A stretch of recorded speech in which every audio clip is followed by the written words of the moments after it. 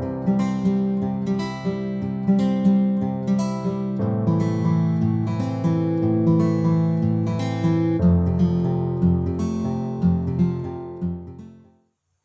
Assalamualaikum warahmatullahi wabarakatuh. Waalaikumsalam.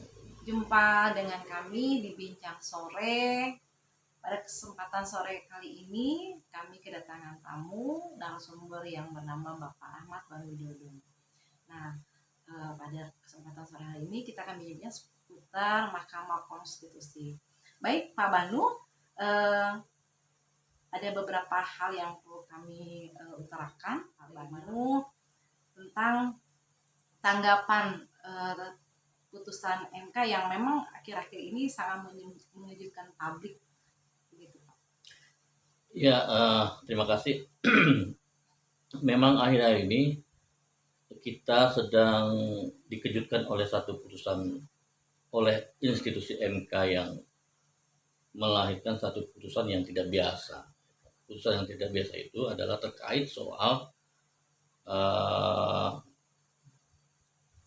capres dan cawapres yang di bawah umur 40 tahun. Mungkin nomor putusan MK-nya berbunyi nomor 90 garis miring PU strip 21 garis miring 2023, dan putusannya memutuskan bahwa kepala daerah di bawah usia 40 tahun dapat mengajukan diri sebagai calon presiden atau calon wakil presiden. Mungkin kalau dilihat dari semangatnya, putusan ini menarik karena ini memberikan peluang kepada seluruh calon pemimpin bangsa atau siapapun yang memiliki kualitas kepemimpinan di usia yang lebih muda itu dapat terlibat atau mengajukan diri sebagai calon wakil presiden. Tapi manakala yang terjadi bukan demikian, ini yang mengejutkan publik. Kenapa? Karena pada akhirnya pasca putusan ini kemudian memberikan peluang bagi salah satu calon wakil presiden yang juga keponakan dari ketua Mahkamah Konstitusi dan anak dari orang penting dan berkuasa di negeri ini untuk lolos dalam pasangan capres dan cawapres. Nah, ini yang tidak biasa. Yang kedua, MK telah mengundang keprihatinan. Putusan MK ini mengundang keprihatinan. Prihatin kenapa? Karena MK itu lembaga hukum yang seyogianya dapat menjadi mengawal atau menjadi garda terdepan dalam penegakan hukum dan keadilan, terutama dalam kaitan dengan putusan-putusan perundang-undangan gitu kan.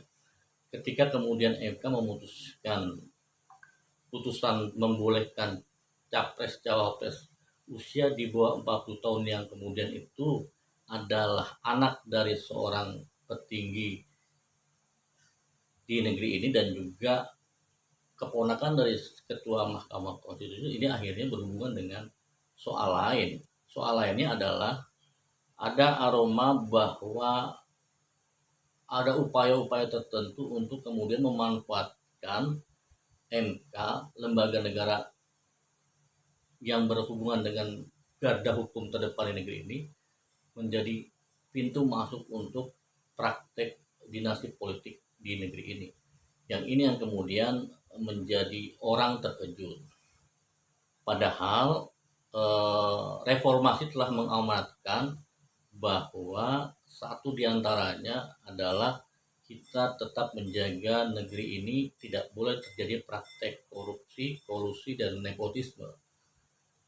Praktek nepotisme ini tercium keras baunya dalam praktek putusan MK yang memutuskan membolehkan calon presiden dan calon wakil presiden di bawah usia 40 tahun, sehingga kemudian kita menduga atau publik menduga bahwa ini ada sesuatu yang kurang tepat, kurang baik, dan kurang elok, manakala kemudian yang lolos adalah anak, kemudian disahkan oleh paman dari seorang anak berkuasa di negeri ini, dan kemudian yang dipakai adalah kendaraan lembaga konstitusi negara. Ini yang kemudian yang disebut dengan publik terkejut. Terkejut ini bukan kemudian karena kaget atau karena surprise, tapi ini satu keprihatinan bersama, bahwa khawatir bahwa lembaga hukum di negeri ini akan menjadi lompatan untuk membukanya praktek kekuasaan berbasis pada dinasti politik. Baik, lanjut begini Pak, bagaimana pendapat Anda putusan MK ini yang menguntungkan salah satu paslon? Pasti kan ada yang seperti itu ya. Iya, makanya kemudian karena ini adalah putusan yang kemudian berefek pada menguntungkan salah satu paslon, dan ini bagian dari distribusi kekuasaan atau kekuatan politik pada salah satu paslon, ini yang kemudian akan menimbulkan menimbulkan kerugian dari pihak yang lain gitu misalnya. Atau dari pusat ini orang akan menduga-duga akan adanya diskriminasi terhadap satu paslon dengan paslon yang lain. Meskipun kemarin Presiden dengan para paslon sudah berkumpul dan komitmen untuk tidak akan ikut terlibat atau cawe-cawe terhadap salah satu paslon, tapi ketika kita melihat ada hubungan biologis, hubungan kedekatan familiarship antara salah satu paslon dengan pihak eksekutif saat ini, maka kekhawatiran kita terhadap netralitas kekuasaan terhadap ketiga paslon dan proses pemilihan presiden di 2024 nanti akan menjadi ini. Maka kekhawatiran kita terhadap netralitas kekuasaan terhadap ketiga paslon dan proses pemilihan presiden di 2024 nanti akan menjadi susah untuk diharapkan munculnya keputusan yang sifatnya netral, atau paling tidak kita khawatir juga kemudian pihak kekuasaan memplotting salah satu paslon karena faktor kedekatan familiarship atau hubungan kekeluargaan itu bisa menjadi salah satu yang diprioritaskan atau punya jalur khusus atau kemudahan lain yang kemudian dia lebih mudah untuk lebih dimenangkan ketimbang paslon lain. Nah, ini yang kemudian kenapa faktor hubungan familiarship itu, faktor hubungan dinasti politik itu yang kemudian menjadi alasan kenapa kemudian salah satu paslon itu bisa lebih diuntungkan dibanding paslon lain. Baik, kira-kira apa sih ya Pak dampak pada tatanan demokrasi yang ada di Indonesia berkaitan dengan tadi? Iya, kita tahu bahwa sejak reformasi kita sudah membuka keran demokrasi seluas-luasnya pasca 32 tahun kita terkungkung dalam sistem otoritarianisme Orde Baru di bawah kepemimpinan Pak Harto. Tapi kemudian kita lagi-lagi reformasi setelah berjalan ini kita tidak menemukan di ujungnya, akhirnya di tahun ini kita seolah kita kembali pada satu era di mana kemudian institusi negara atau demokrasi yang kita harapkan menjadi sistem atau melibatkan atau punya prinsip-prinsip yang bisa membuka peluang pada semua orang punya hak untuk berpartisipasi dalam politik dan bisa memberikan kontribusi pada pilihan politik itu terkerangkeng gitu loh. Ada alasannya, pertama bahwa putusan MK ini berkaitan dengan tatanan demokrasi itu jelas bahwa MK lagi-lagi seringkali mendapatkan judicial review terkait soal parliamentary threshold 20%, kalau nggak salah ya, batas calon presiden gitu ya. Tapi kemudian MK selalu menolak karena alasan tertentu gitu misalnya. Tapi ketika ada satu pihak yang mengajukan judicial review terkait soal batas usia calon presiden dan wakil presiden, MK cepat merespon dan kemudian mengabulkan putusan itu dalam waktu yang sangat cepat dan singkat. Nah, beberapa tokoh yang lain yang mengajukan hal yang semirip, misalnya soal tadi parliamentary threshold, syarat sebagai calon presiden harus didukung oleh 20% suara parlemen, itu tidak pernah di putusan MK. Ada apa dengan keputusan ini sehingga kemudian seolah kesannya MK punya tebang pilih terhadap satu usulan dengan usulan yang lain. Ketika kemudian usulan usulan capres dan cawapres usia di bawah 40% diloloskan, maka ini yang kemudian terjadi adalah seolah ada eh, apa namanya keistimewaan tertentu pada pihak lain, tapi juga tidak berikan pada pihak yang lain gitu, sehingga kesannya ada diskriminasi politik terhadap uh, suara-suara yang mendukung atau suara-suara yang menolak gitu misalnya. Baik, Ya. Apakah memang putusan MK bisa jadi bencana presiden buruk bagi kelembagaan hukum yang ada di negeri kita ini?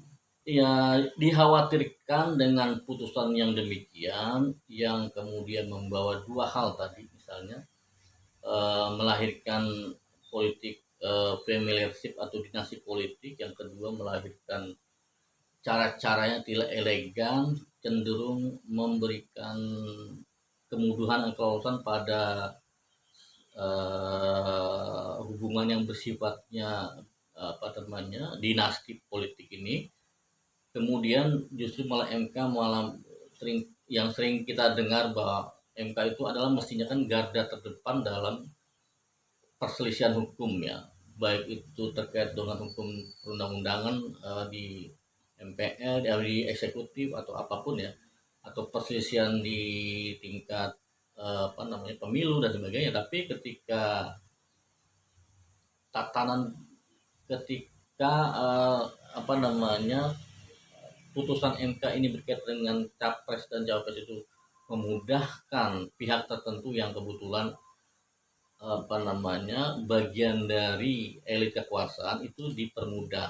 Nah ini yang kemudian seakan-akan MK ini lembaga negara yang mestinya menjaga garda terdepan dari hukum di Indonesia mudah sekali dikendarai oleh kekuasaan, sehingga hukum bukan menjadi panglima, malah politik menjadi panglima. Ini yang kebalik dalam efek dari putusan MK.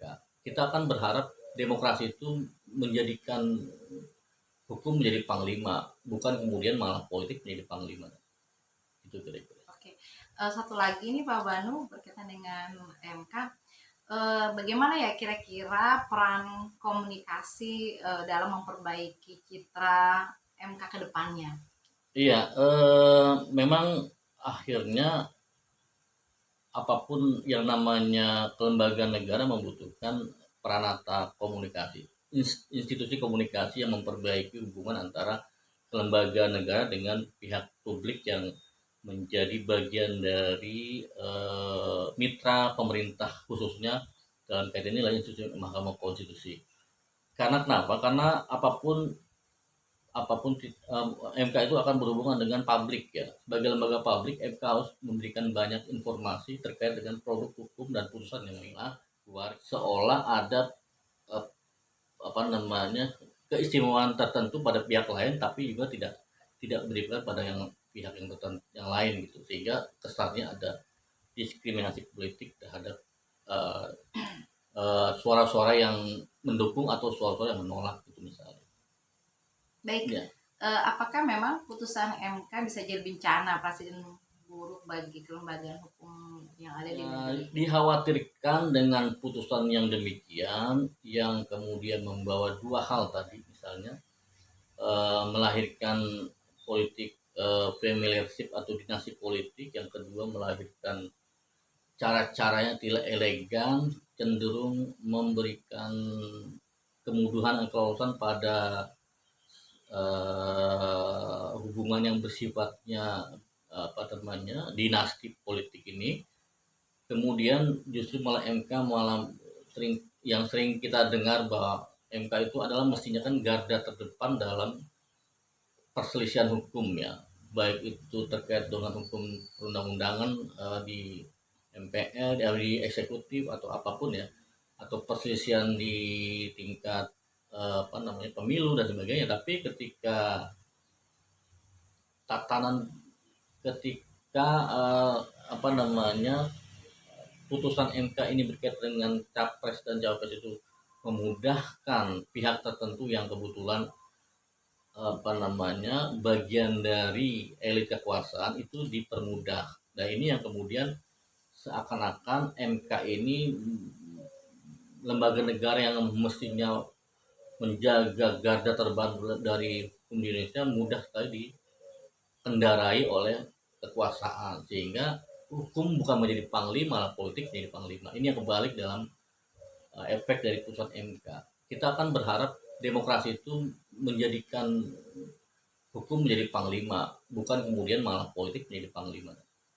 Itu kira-kira. Oke, satu lagi nih Pak Banu berkaitan dengan MK. Bagaimana ya kira-kira peran komunikasi dalam memperbaiki citra MK ke depannya? Iya, memang akhirnya apapun yang namanya kelembagaan negara membutuhkan peranata komunikasi, institusi komunikasi yang memperbaiki hubungan antara kelembagaan negara dengan pihak publik yang menjadi bagian dari mitra pemerintah, khususnya dalam kaitan ini adalah institusi Mahkamah Konstitusi. Karena kenapa? Karena apapun MK itu akan berhubungan dengan publik ya. Sebagai lembaga publik, MK harus memberikan banyak informasi terkait dengan produk hukum dan putusan yang dikeluarkan. Sehingga kemudian publik pun bisa memberikan respon, tanggapan atau mungkin juga menerima hasil putusan yang diberikan oleh Mahkamah Konstitusi. Lagi-lagi dalam kasus putusan MK yang berkaitan dengan putusan capres dan cawapres di bawah 40 tahun ini, seyogianya pihak lembaga komunikasi MK itu memberikan satu pengantar atau wacana atau diskurs ke publik untuk kemudian menjadi pertimbangan diskusi publik, sehingga publik bisa memberikan satu respon, kritik, masukan ataupun mungkin catatan, sehingga sebelum menjadi putusan MK itu sudah menjadi bagian dari diskusi publik. Dan lagi-lagi saya kira emang tidak bisa kemudian MK punya hak sendiri untuk memutuskan tapi tidak memberikan ruang informasi dari atau masukan atau kritik dari publik. MK itu lahir dari proses politik yang dimana kemudian rakyat punya hak dan punya berharap betul pada kehadiran MK. Apapun yang ditelurkan ataupun yang diputuskan oleh MK, publik punya hak untuk mengerti. Apalagi ketika kemudian putusan MK kemudian hari ini sudah masuk pada wilayah sidang kode etik ya. Sidang kode etik terhadap 9 hakim MK yang memutuskan putusan terkait soal cawapres di bawah usia 40 tahun. Meskipun kemudian masih akan diinformasikan putusannya di pekan depan, tapi ada sinyalemen bahwa berpeluang atau berpotensi 9 MK ini atau Ketua Mahkamah Konstitusi ini melanggar etika dalam pengambilan keputusan. Tapi nggak tahu apakah hasil putusannya mungkin banyak kejutan atau mungkin juga hanya sebatas pada teguran biasa, itu nanti bagian dari internal MK. Tapi yang paling penting adalah sebetulnya bisa diantisipasi kejadian ini ketika MK mau membuka diri, mau memberikan ruang diskursif pada publik terkait apa-apa yang akan menjadi putusan di kemudian hari, sehingga kalau memang ada tingkat perbedaan antara putusan MK dengan publik, bisa diperkecil tingkat resistensinya, tingkat perbedaannya, sehingga kemudian tidak mengalami dalam tanda petik ledakan yang mungkin bisa menjadi persepsi yang kemudian tajam antara publik dengan Mahkamah Konstitusi, sehingga kemudian ini menjadi PR di publik, untuk PR di pemerintah dan juga publik untuk kemudian sama-sama memberikan satu persepsi atau titik temu yang sama dalam mengambil putusan dari yang sudah ditetapkan oleh Mahkamah Konstitusi. Saya kira itu, Bu.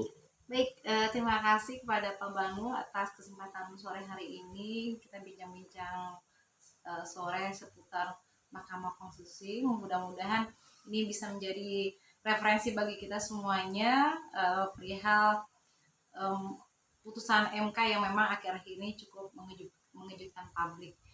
Baik, pemirsa, demikianlah bincang sore kami. Saya Nurika Marwati dan narasumber kita Bapak Ahmad Bang Widodo. Mudah-mudahan bisa berjumpa lagi di pertemuan selanjutnya. Terima kasih. Assalamualaikum warahmatullahi wabarakatuh.